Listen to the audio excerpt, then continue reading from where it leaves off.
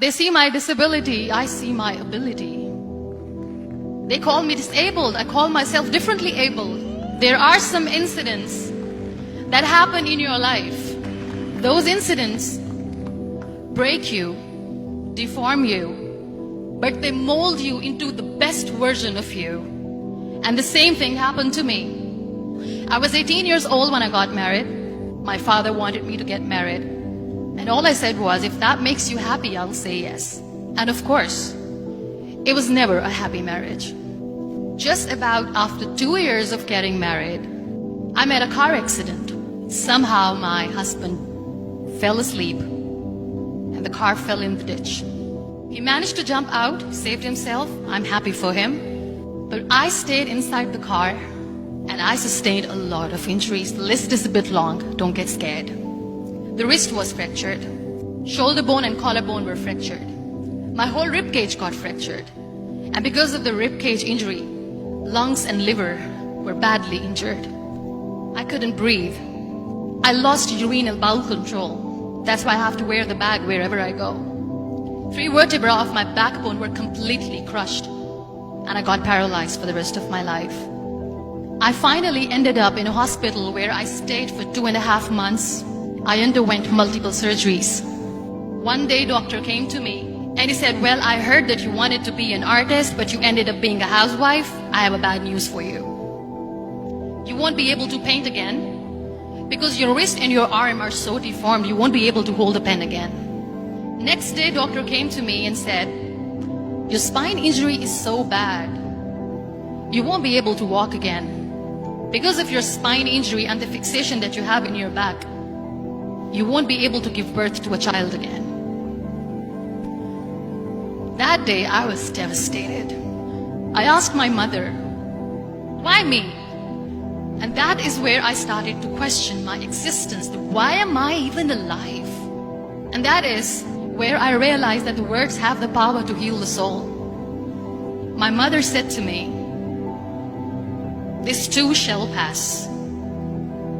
God has a greater plan for you. I don't know what it is, but He surely has. And in all that distress and grief, somehow or the other, those words were so magical that they kept me going. One day I asked my brothers, I know I have a deformed hand, but I'm tired of looking at these white walls in the hospital and wearing these white scrubs. I'm getting tired of this. I want to add more colors to my life. I want to do something. Bring me some colors, bring me some small canvas. I want to paint. So the very first painting I made was on my deathbed, where I painted for the very first time. It was not just an art piece or just my passion. It was my therapy. And then I was discharged and I went back home. And I went back home and I realized that I have developed a lot of pressure ulcers on my back and on my hip bone. I was unable to sit.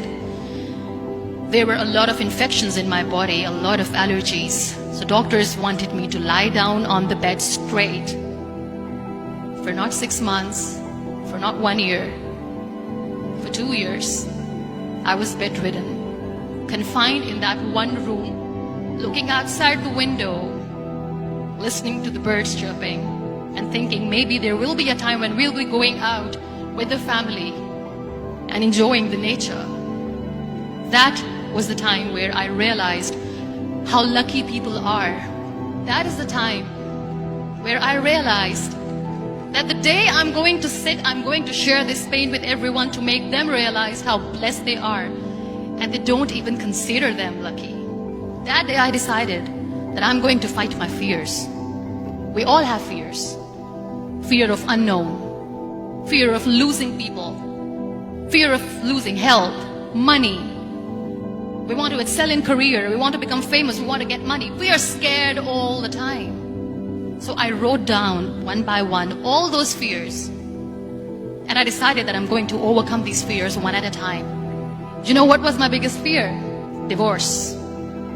I was trying to cling on to this person who didn't want me anymore, but I said no. I have to make it work.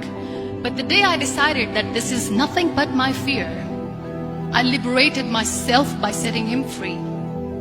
And I made myself emotionally so strong that the day I got the news that he's getting married, I sent him a text that I'm so happy for you and I wish you all the best. And he knows that I pray for him today. Number 2 was, I won't be able to be a mother again. And that was quite devastating for me. But then I realized there are so many children in the world, all they want is acceptance. So there is no point of crying, just go and adopt one. And that's what I did. People think that they will not be accepted by the people because we, in the world of perfect people, are imperfects. So I decided that instead of starting an NGO for disability awareness, which I know will not help anyone, I started to appear more in public. I started to paint. I decided that I'm going to join the national TV of Pakistan as an anchor person. And I've been doing a lot of shows for the last 3 years. I became the National Goodwill Ambassador for UN Women Pakistan, and now I speak for the rights of women, children. We talk about inclusion, diversity, gender equality, which is a must. Every time I go in public, I always smile. It's always a big toothy smile on my face, and people ask me, don't you get tired of smiling all the time? What's the secret? I always say one thing, that I have stopped worrying about the things that I have lost, the people that I have lost.